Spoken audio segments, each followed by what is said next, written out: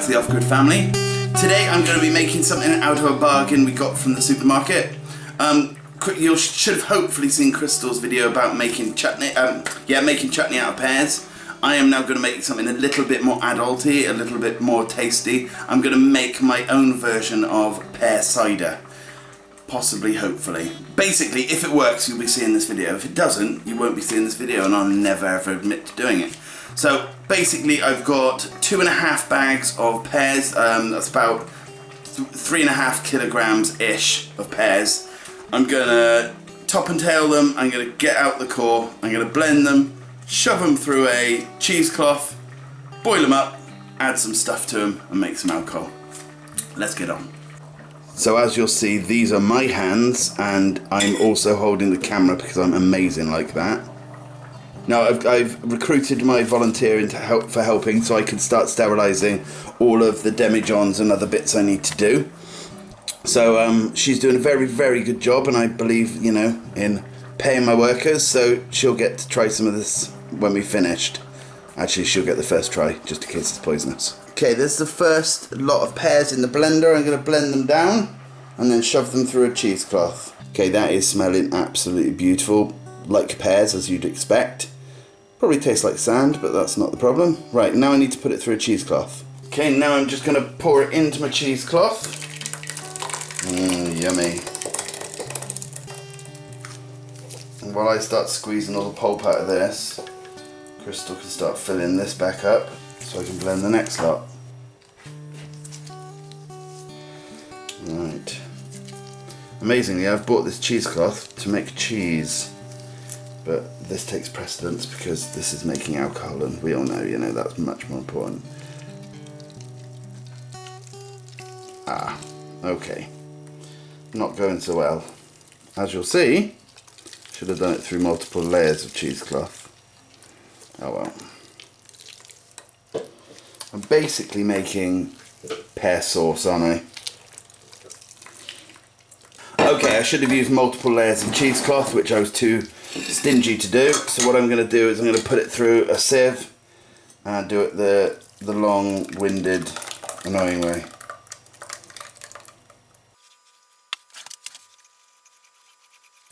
Right, I'll be back in 16 hours. So I passed it through, and there's quite a bit of pulp left. We're actually going to see about putting that in some porridge tomorrow. But now I'm going to do all the rest off camera, and I'll show you what I'm doing next after. Okay, so that's turned into sort of this consistency. It is a liquid. There is obviously solid particulates, but we'll forgive that. Now I'm going to add some water and some sugar to it to bulk it up and thin it out. Bulk it up and thin it out. Neither of those things should go in the same sentence. What I mean is to thin out the mixture but make there to be more, because you don't want to have a demijohn that's only partially full with, well, any type of cider, because it often turns quite vinegary. So we want to try and get it as full as possible. So I'll do that. I'm going to use boiled water, not cooled boiled water. Boiled water's going straight into this. Then I'm going to add the sugar and I'm going to put it on the stove. The reason I am doing that is because I want to get rid of any natural yeasts and bacteria that will have, you know, started to form in this. You can use different tablets to put in, but I'm trying it this way to make it a little bit more, well, cheap, to be honest. Okay, so that's a better consistency. Now I'm going to add the sugar, and I'm just going to heat it up to a little, not a rolling boil, but I'm going to get it boiling. I just want to get rid of all those natural yeasts, and I want to get rid of all the bacteria. Okay, it doesn't look all that pretty at the moment, but it will hopefully taste it soon. Well, in a while. Now, what I'm going to do now is I'm just going to add some sugar. Number one, to give it a little bit more sugar for the yeast to work with, which I'll talk to you about in a second. And another thing is just to give it a little bit sweeter taste. I'm not measuring out, I'm sorry. This is brewer's sugar, and it's what I've got left from the actual wine video I did. It's probably 3 tablespoons full, maybe. And in a minute I'll try it, and I will make it, get it to my, you know, to taste nice for me. and then hopefully that will translate when it's into nice cider at the end. I think I went a bit Somerset then. I think I went cider. I lived in Somerset for a while, so you know.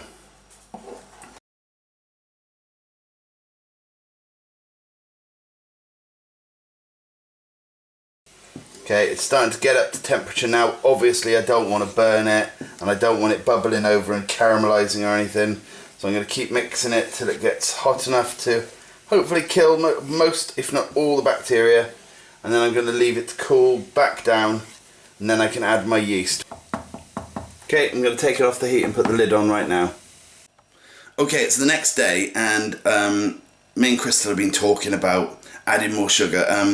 I've got champagne yeast, which can make quite high content alcohol, and we've been talking about adding more sugar to our pears, see what happens, and we've gone left and right, yes, no, and I've decided I am going to add more sugar. I haven't decided on an amount yet, but basically what I'm going to do is I'm going to weigh out what brewer's sugar I've got. If I think that's going to be enough, I'll put that in and that's it, or I'll just use normal granulated sugar. And I'm going to reheat it again so we can get as much of it dissolved as possible. Okay, I'm going to add 600 grams of sugar, brewer's sugar this is. It could be way too much. It could be way too little, I just don't know. I don't know. I don't know what I'm doing. This is all guessing.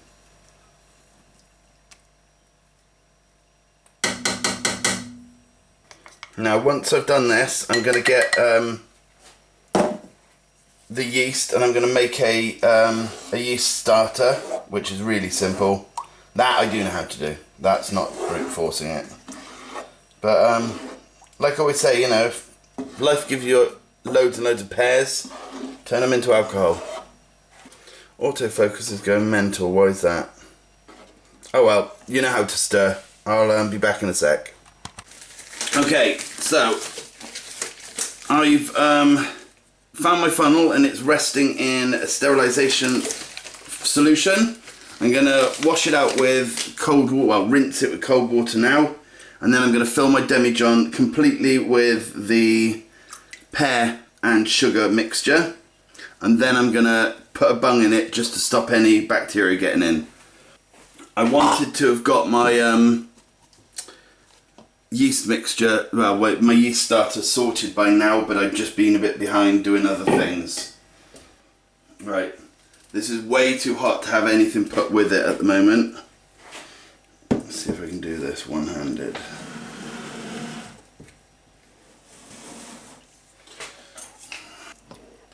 Let's attempt to get all this in here without spilling it. That didn't work.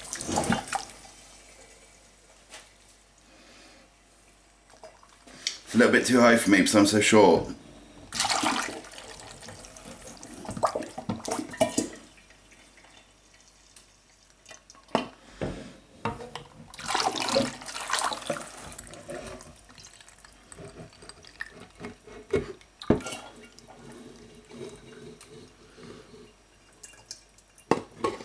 Okay. Didn't go absolutely everywhere, just nearly everywhere.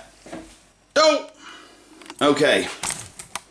So that's how full it is at the moment. We are going to top it up with cool boiled water in a minute, but I'm just going to put a bung in that and leave it while I make my yeast starter. After doing some research on the different types of yeasts, I've found that you don't typically need to make a yeast starter for dry yeast like I've got here.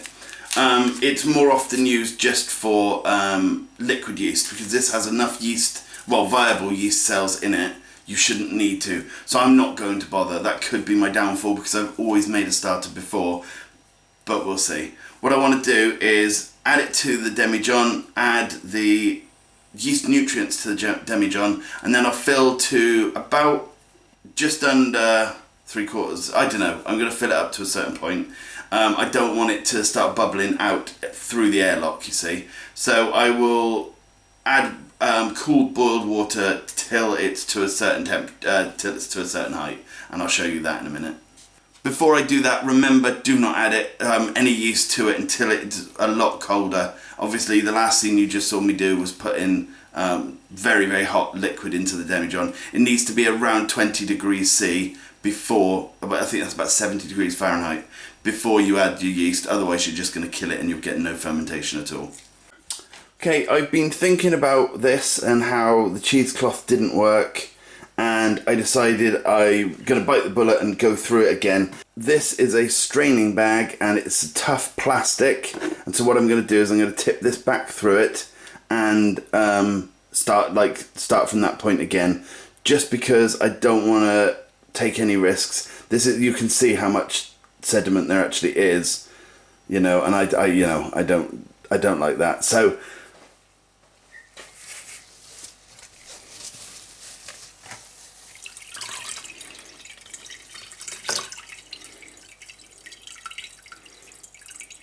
this is much better.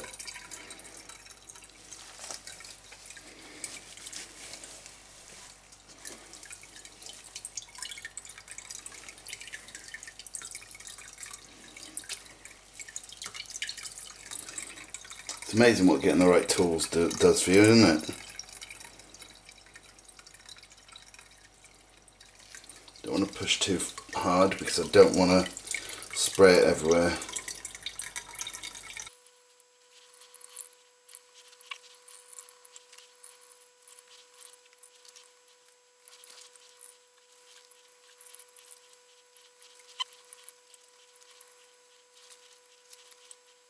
Okay, so there we go. There's all the pulp this side, and we've got about 3.2 and a bit litres.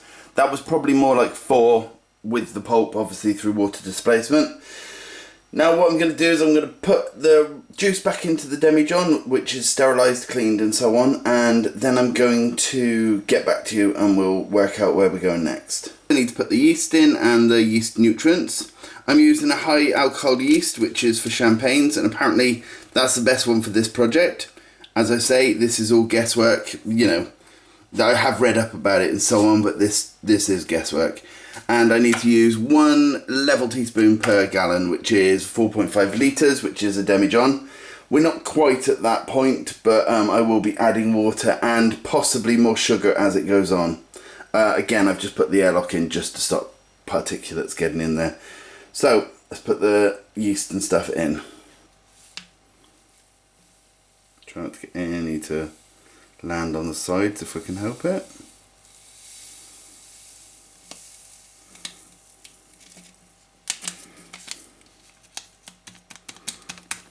Now I bought this yeast off the internet. I got it on eBay. It's about £1 a pack. I can't really remember. I bought 5 of them, and the more you buy, obviously, the cheaper they cost per item. But money is an issue at the moment, so that's why I only got 5 rather than thousands like I'd want. Next, we put in 1 level teaspoon, as it says.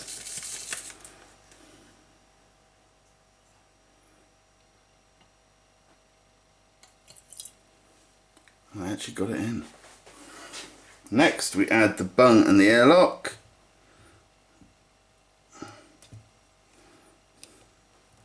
I'll add a bit more water to it in a minute. This I need to now swirl around. It's actually best to swirl this round for, you know, a couple of minutes, but I won't do that. You're way too lazy for that kind of malarkey.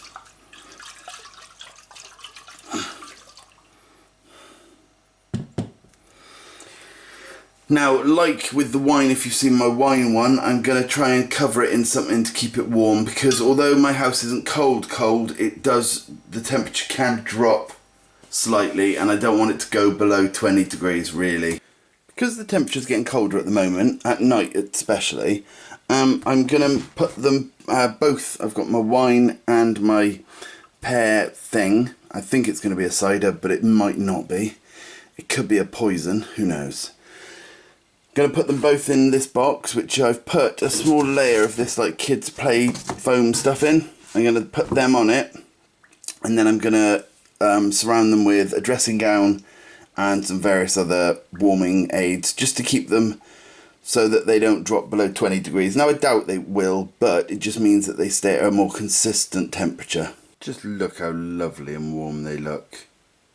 Right, the wine is on the right. As you can tell, it's bubbling away like a beauty. And then the peary kind of cidery thingy majob is on the left. If you'd like to see the wine one, I'll put a doohickey up on this side. I'm almost sure I'm right this time. That'd be amazing.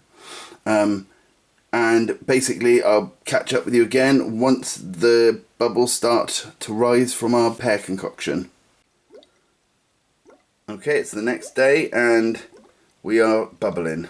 Now it wasn't bubbling at all. I was getting proper worried. This one, you know, this is the wine I've made. Again, the link will be somewhere.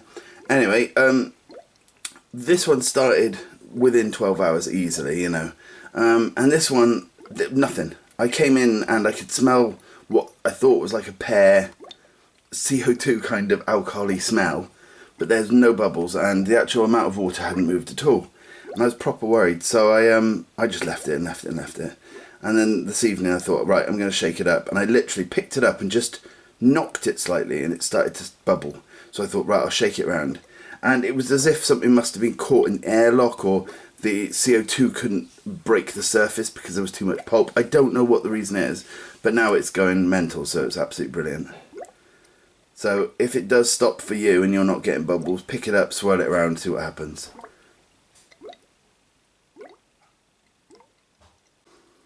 I came down this morning to check on my beautiful masterpieces, and the pear cider was not bubbling at all. I checked it, I physically checked its temperature, and it was nice and warm.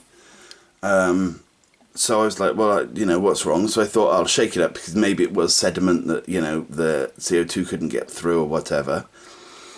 Shook it up, nothing. So I was like, oh gosh. So I did a bit of research and looked online, and they said that sometimes fermentation stops after a few days. And I thought, well, it can't be it after a day. So I thought, well, I'll put some sugar in it, and I'll put some brewer's sugar in it and see what happens. Put some brewer's sugar in it, mixed it round, and within 3 minutes it was back bubbling again. So I think I actually had used up all the sugar.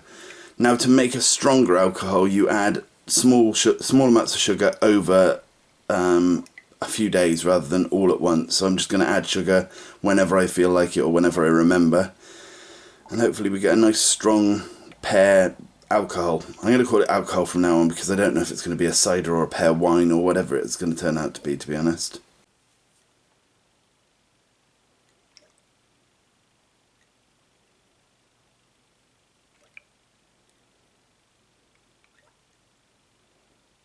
Okay, it's day 5 and the fermentation has stopped. I've added sugar every day and it's just started it up again, but today it is, you know, I've added a little bit of sugar and nothing's happened. So what I'm going to do is I'm going to add some water now to fill it up to the actual neck of the demijohn. This should hopefully avoid it turning to a vinegar, and it may actually start the fermentation again, but I'm not 100%. As I say, this is all guesswork, what I'm doing now. I'm not doing this from some recipe, I'm just sort of brute forcing it. This is cold boiled water.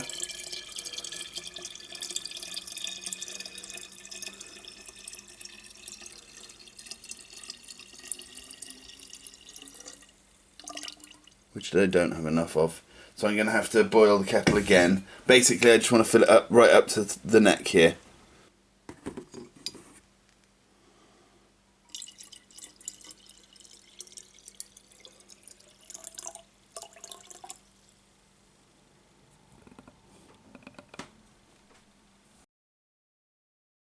What I'm going to do now is I'm going to leave it completely alone. I'm going to let it cool off. I'm not going to put it in its nice little snug as a bug in a rug environment. I'm just going to leave it, and for the next 10-15 days I'm going to leave it and hope that some of the sediment drops out. Now it can stay cloudy, that's fine. What I'm definitely not going to do is remove this cork. Basically, in this little gap here where there's no cider, I'm hoping there's no air at all. I'm hoping that this is all CO2. if there's air in there, this will start to turn to a pear cider vinegar, and I'll be heartbroken. But it might happen, you know, you just don't know. So basically I'm just going to move it out the way and leave it to carry on doing its little thing. And hopefully sediment will drop out over time. It will get less cloudy. Now, when I've done this in the past, not with pear but with apple, it stayed cloudy, but it tasted absolutely fine. And it was actually quite strong and it was quite nice. With pear, I'm still a newbie. I don't know, to be honest. So as I say, I'm just going to move it out the way. And we'll see in a couple of days, well, in 10 to 20 days, I'll check on it again, and we'll see. Okay, it's been about 8 or 9 days since the pear cider or wine, whatever you want to call it, has stopped fermenting. The sediment's dropped out naturally, not like too much, it's still quite cloudy. What I want to do is transfer it to another container, and then I'm going to use either Camden tablets or finings or something. I haven't decided what I'm doing yet. As I say, it's all, guesswork at this point. But I'm just going to transfer it to a newly cleaned and sterilised container. And all the other stuff is being sterilised as we speak, the stuff I need to use it for. I don't want that going too low.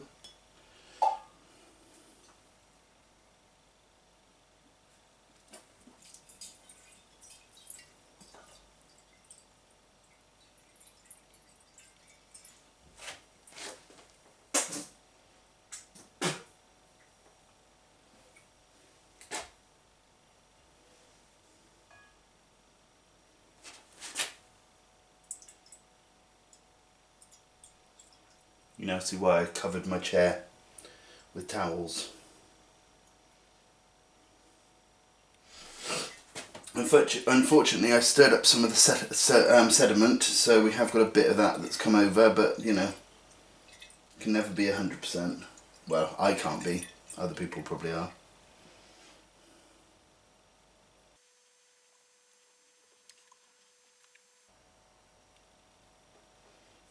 Now as you'll see, hopefully, I'm keeping this to the side so I can see where it is, and then as it gets lower I can move it lower and hopefully avoid getting too much sediment in.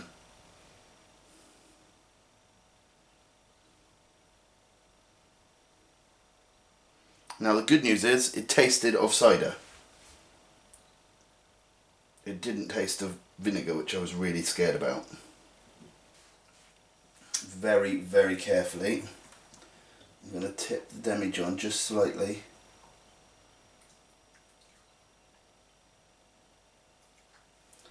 Again, it's all in the effort to try and not get too much sediment through.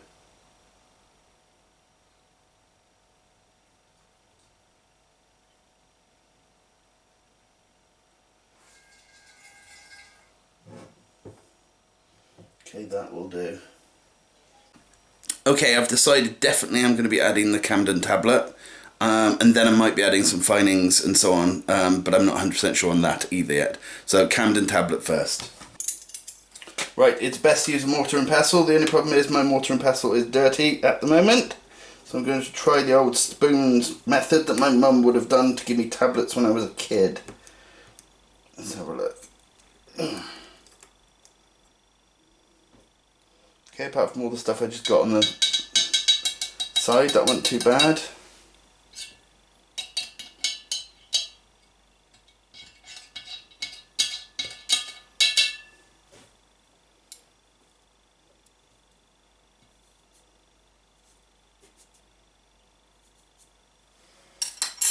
Right, now what you want to do is you want to shake it up and make sure that goes everywhere.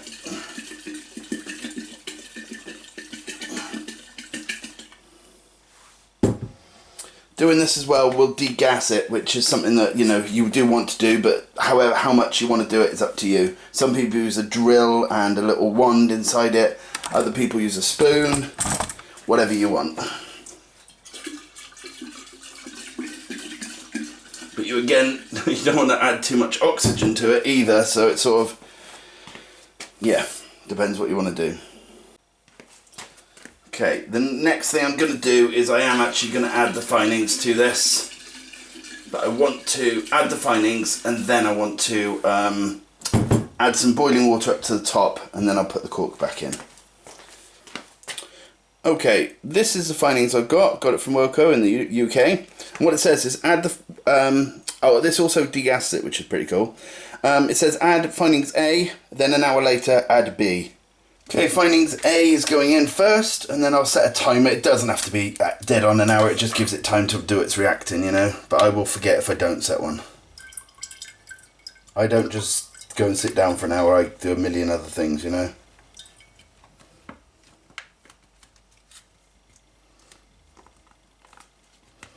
Okay, now I want to fill it up to the top with cooled boiled water.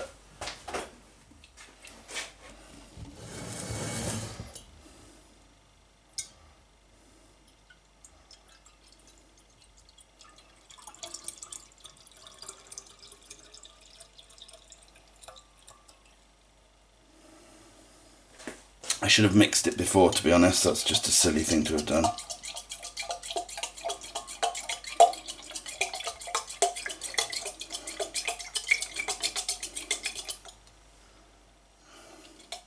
It smells really nice. I haven't had cider in a long time.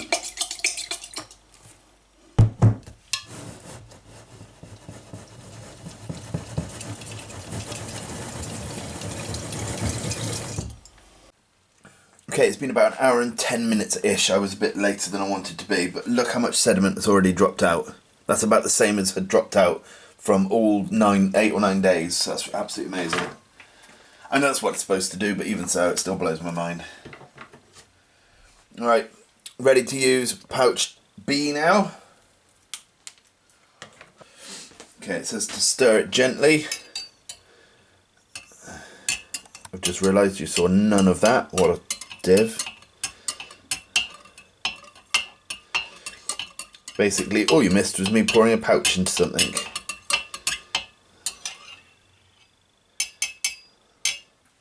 Now it's a case of just putting the bung back in and leaving it until it's all settled.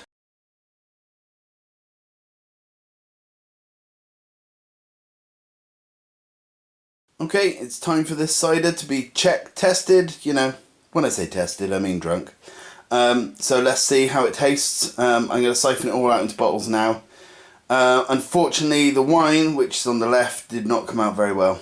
So this is sort of a Hail Mary kind of thing. I'm going to be siphoning from here onto a chair. It's not the best siphon, you know, it's not, you know, a major distance from both, but it's good enough, and, you know, it gives me enough time to move from bottle to bottle. Now I don't know how many bottles it will take, but being the lazy bugger that I am, I'll put them here actually. I'm just putting loads down and we'll see. I could quite easily have worked it out, but I just couldn't be bothered. So I've got those 4, and then I've got these brown bottles, or green bottles, sorry. We'll just see how many we can put up. But I do only have 12 corks, so if it turns out that it's more than 12, I'm going to be drunk off my face.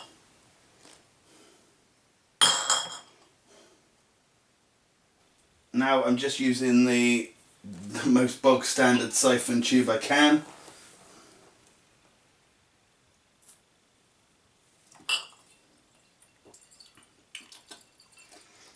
Tastes like cider.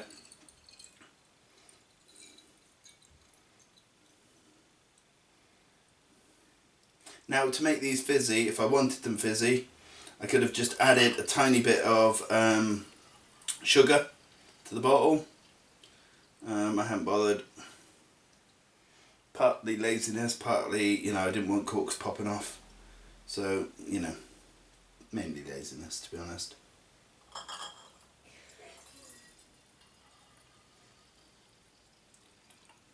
Actually tastes quite nice. I don't know if I can taste the pear in it, but I can definitely taste the cidery flavours, you know.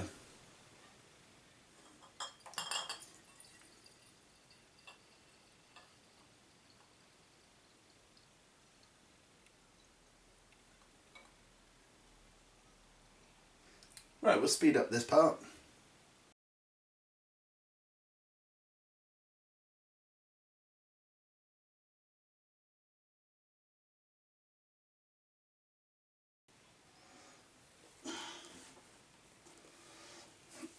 Alright, hopefully I didn't get any of the sediment in. As you can see from this, there is quite a bit of sediment. This obviously you chuck away. Right, now it's a case of just corking them, and because I haven't added any sugar in, there shouldn't be any gases trying to escape. Theoretically, you know, they may still pop off, who knows. But I need to put them on something a bit more sturdy to be able to push them down.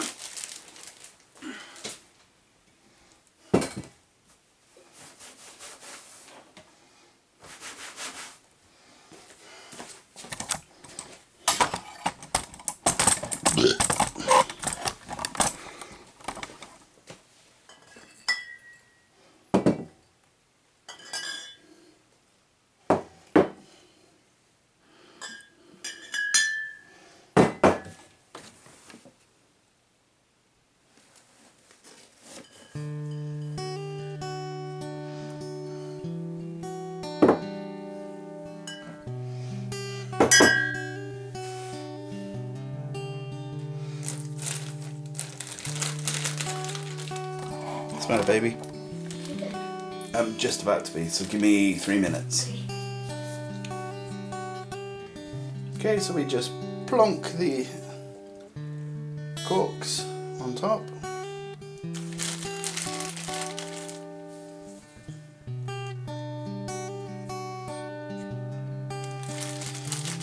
And then the rest is going to be about brute force, but shouldn't be too hard.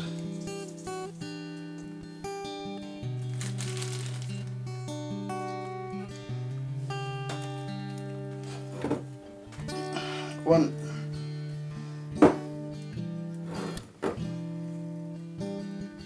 two. You can get corking machines which make life a lot easier, but I've also got fat on my side, so you know, just a little bit of push from the old fat glands, we're okay.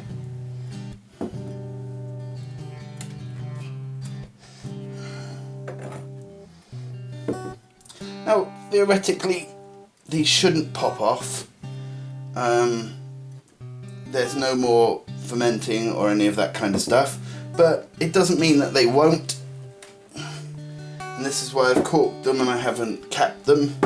But again, you just don't know. Or I don't know, sorry. There are people out there that do. They're called experts and they do this for a living and they're better than I am at this. I do this for fun. And they probably do too, but you know what I'm saying.